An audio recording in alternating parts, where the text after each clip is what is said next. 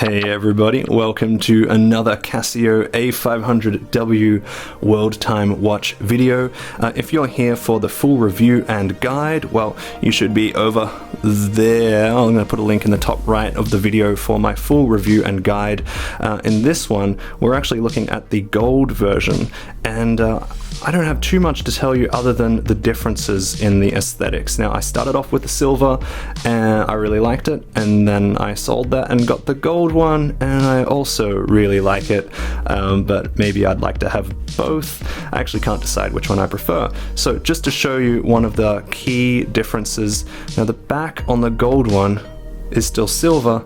I'm not a fan of that, but that's just how it is. And then the other difference that I really do like is this one has the green world map.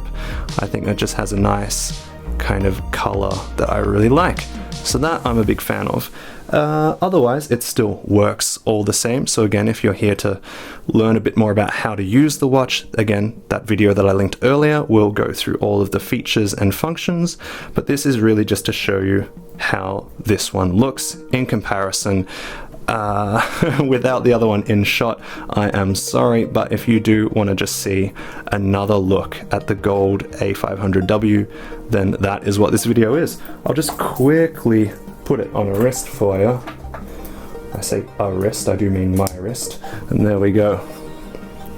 There it is, a little backlight action there. It's a little bit too bright for it right now, but there you go. That is it. There we go, there we go. So thank you for watching this video. I hope it helps you.